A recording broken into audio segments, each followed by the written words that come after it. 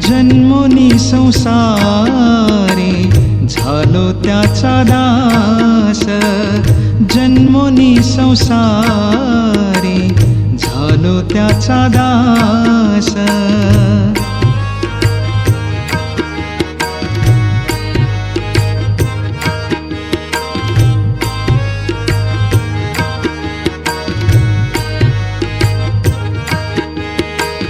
जन्मोनी संसारे झालो त्याचा दास, माझा तो विश्वास, माझा तो विश्वास।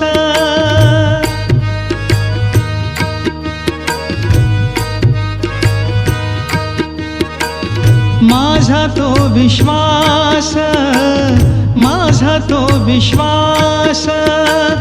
पांडुरंगी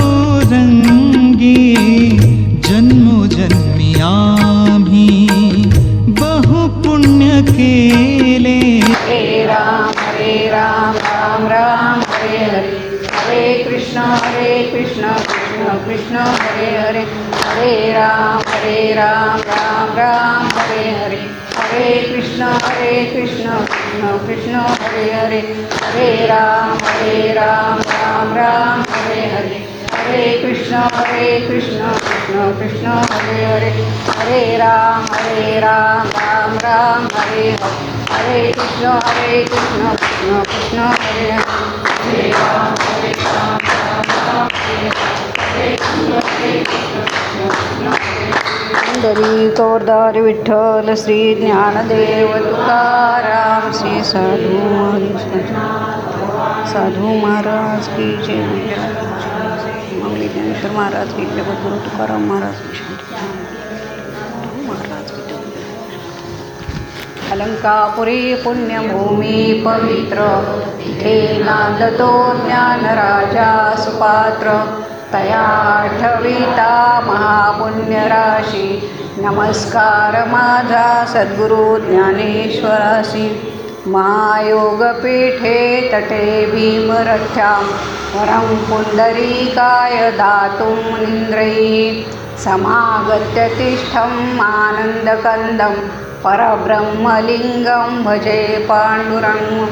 गुरुर्ब्रह्मा गुरुर्विष्णु गुरुर्देवो महेश्वरा, गुरुर्साक्षात् परब्रह्म तस्मै श्री गुरवे नमः।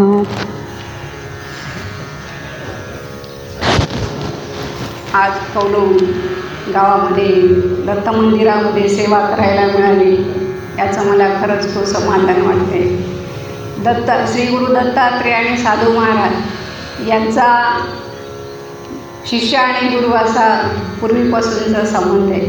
साधू महाराजांना दत्तात्रेयांनी बीजमंत्र दिला होता, म्हणून या ठिकाणी मला अतिशय समाधान वाटते की साधू महाराजांचे गुरु दत्तात्रेय यांच्या ठिकाणी आपल्याला सेवा करायला मिळाली। आज आपण देवाचे द्वारे उभा क्षण करील मुक्तीच्या देसाठी हरिमुखे म्हणा पुण्याची गणना कोण करेल। आपण रोजच हरिपाठ म्हणतो, थोडंसं 2 चरणावर आपण विचार करूया। साहित्य आणि अध्यात्म या विषयामध्ये ज्ञानेश्वर महाराज गुरु आहेत, जगाच्या ठिकाणी गुरु आहेत। संस्कृतमध्ये एक म्हण आहे बरं का, श्रेयांसी बहुविज्ञानी, चांगले ते अनेक विज्ञानी संपन्न असते। भक्तिमार्ग असाच आहे, चांगला आहे, सोपा आहे, पण संसार मात्र अनेक विज्ञानी संपन्न आहे। संसारामध्ये काम, क्रोध, लोभ, मद, मत्सर, अहंकार हे विकार भक्तिमार्गातले प्रतिबंध आहेत। हे विकार दूर करण्यासाठी ज्ञानेश्वर महाराजांनी मुद्दाम आपल्या संसारी माणसासाठी हरिपाठ लिहून ठेवलेले आहे। सोपा, हरिमुखे म्हणा पुण्याची गणना कोण करेल। सोपं आहे अगदी, उठता बसता हरी हरी बोला, सोपा अगदी। आतापर्यंत जगावर खूप संकट आली, कोरोनाच्या लाटा आल्या, दहशतवादी हल्ले झाले, सुनामी लाटा आल्या, पण आपला वारकरी संप्रदाय अजूनही टिकून आहे। याला कारण संतांचे अवतार, त्यांची पूर्वपुण्याई, त्यांनी लिहिलेले ग्रंथ हे विशेष आहे. त्यांच्या ग्रंथांचा अभ्यास करणं, त्यांची परंपरा पाळणं, दरवर्षी पंढरीला जाणं, तुळशीची माळ घालणं, एकादशी करणं, ही त्यांनी सांगितलेली परंपरा आपण सांभाळली पाहिजे, तरच संसारामध्ये आपण सुखी होतो. आत्तापर्यंत कोणतेच संत असे खूप संसारामध्ये सुखी राहिले नाही. पुष्कळांना वाटतं की मलाच का गरिबी, मीच का गरीब, किती लोक श्रीमंत सुखामध्ये राहतात.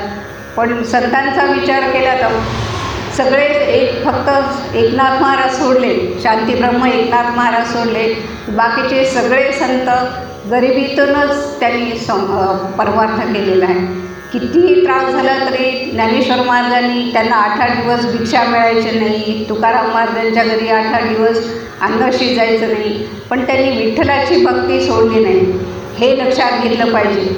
म्हणून आपण कितीही संसारामध्ये दुःखी असलो तर दुःखाचा विचार न करता आपण सतत विठ्ठलाचं नामस्मरण करणं, हरिपाठ वाचणं, ज्ञानेश्वरी वाचणं हे खूप महत्त्वाचं आहे. देव हा शब्द सच्चिदानंद घन असं म्हणतात. देव हा शब्द कसा आहे? सुखरूप, आनंदरूप आणि पुण्यकारक, मंगलकारक असा आहे. सगळ्यांना सुखवा असा देव आहे.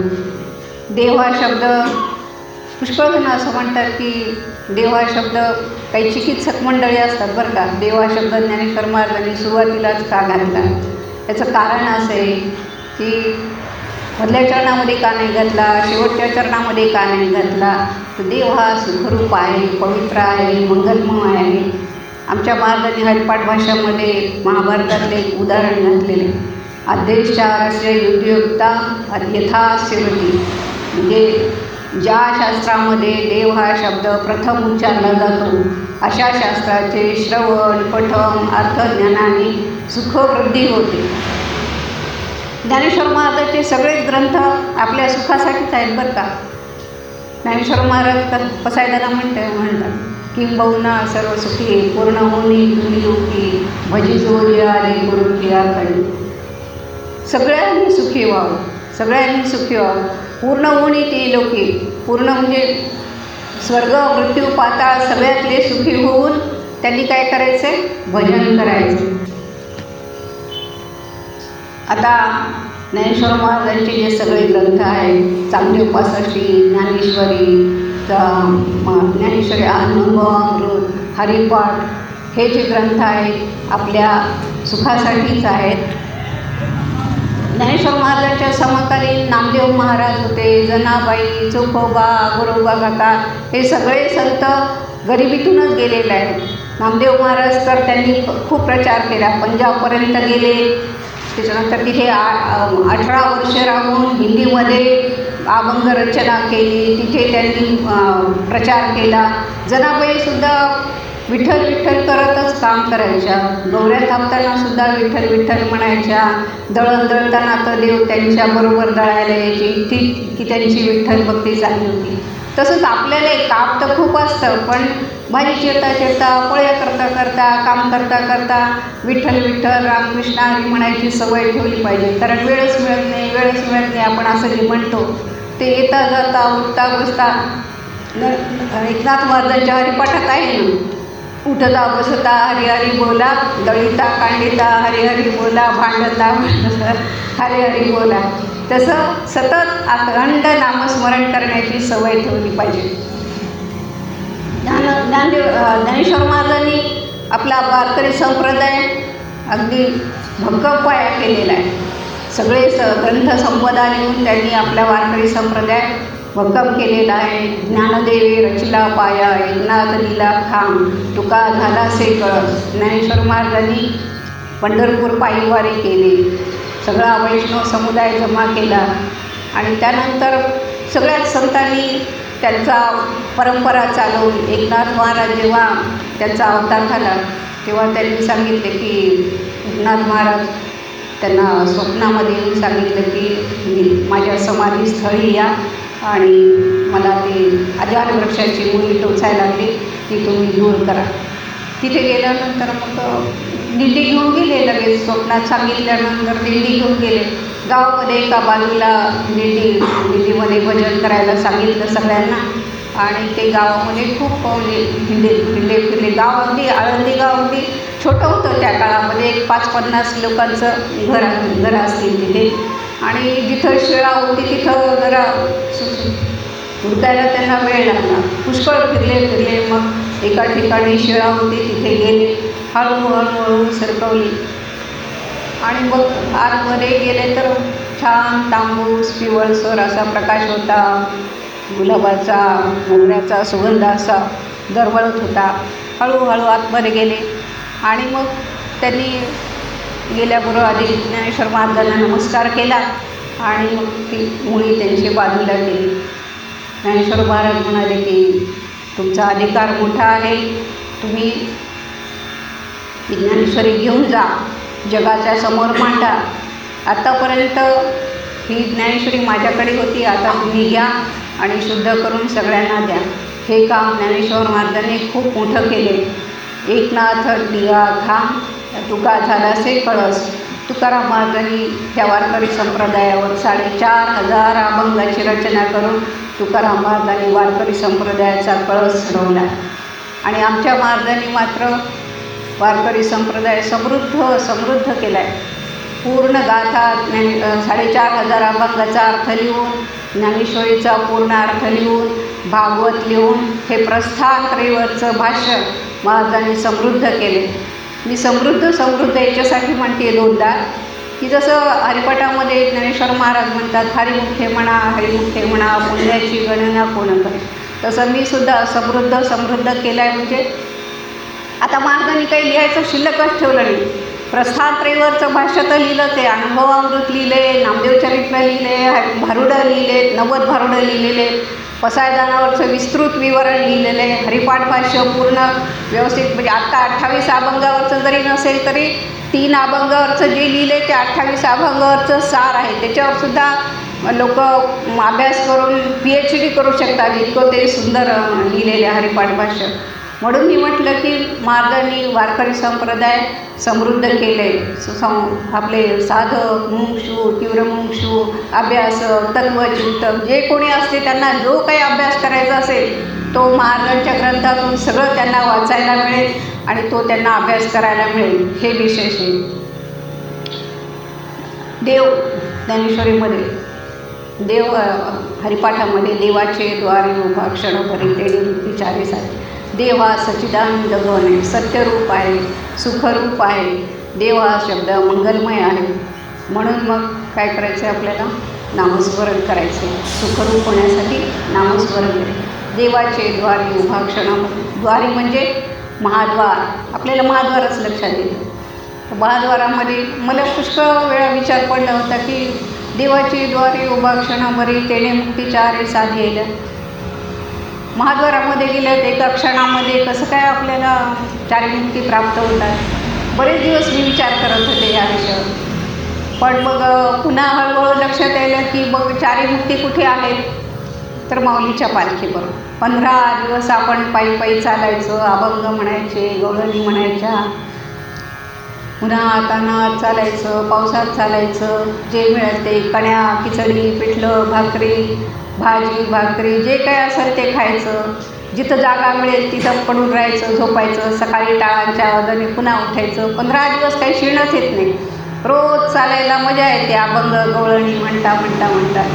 आणि पंढरपूरला गेल्यावर सुद्धा 8 दिवस ज्या मठामध्ये जागा मिळेल तिथे आपलं जायचं, झोपायचं, रोज जे असेल ते खायचं. मग 1 दिवस 5-6 तास रांगेमध्ये उभं राहून दर्शन घ्यायचं. दर्शनाला सुद्धा काय 1 मिनटं पांडुरंगाच्या पायावर डोकं ठेवलं की लगेच शर्टाला धरून बाहेर काढतात पोलीस. तरी पण समाधान वाटतं की झालं दर्शन. वारीला आलो तसं आपलं दर्शन झालं. पुन्हा रुक्मिणी पटांगणात जायचं, तिथे जाऊन रुक्मिणीचं दर्शन घ्यायचं, कानाला धरून उड्या मारायच्या. पुन्हा बालाजीचं दर्शन, खंडोबा, महालक्ष्मी सगळ्याचं दर्शन घेऊन झाल्यावर पुन्हा पश्चिम महाद्वारातून बाहेर. सगळेजण म्हणतात की झालं का दर्शन? हो झालं. सगळे लोक आपल्या ओळखीचे असतात, दिल्लीतले बरेच लोक भेटतात. मग झालं दर्शन, मग कुंकू प्रसाद हे ते सगळं घेऊन घरी गेल्यानंतर पुन्हा रटाळ संसार सुरू. रोजच्या रोज आपलं डबे करायचे, धुणं भांडी भाजी हे ते सगळे कामं करायचे. कामाला जाणारे कामाला जातात, सुना ऑफिसला जातात, आपलं आपलं रटाळ काम सुरू होतं. मग आनंद कुठे होता? वारीमध्ये होता, पंढरपूरला होता. 15 दिवसामध्ये घरची आठवणसुद्धा येत नाही. ती जी आनंदाची जागा आहे ती मुक्तीची जागा आहे. संसारच आपण विसरून जातो सगळा. तिथे आनंद आहे. देवाचे द्वारे उभा क्षणभरी तेने मुक्तीच्या साधले. नामस्मरण करत असताना एक गोष्ट कायम लक्षात ठेवली पाहिजे की खोटं बोलायचं नाही, खोटं बोलून व्यवहार करायचा नाही, कोणाची मनं दुखवायची नाही आणि मुख्य म्हणजे परोपकार केला पाहिजे. थोडा तरी आपल्याजवळ द्रव्य नसेल, आपण दान करू शकत नसेल, पण थोडं आपण कष्टाने का होईना आपण लोकांना मदत करणं हे आपलं कर्तव्य आहे. तुकाराम महाराजांचा आपण काय सांगू आता? संतांचे उपकार मज निरंतर जागा येते, काय द्यावे त्यासे व्हावे उत्तर आहे, ठेविता पायी जीवतो. किती म्हणजे संतांनी आपल्यावर किती मोठे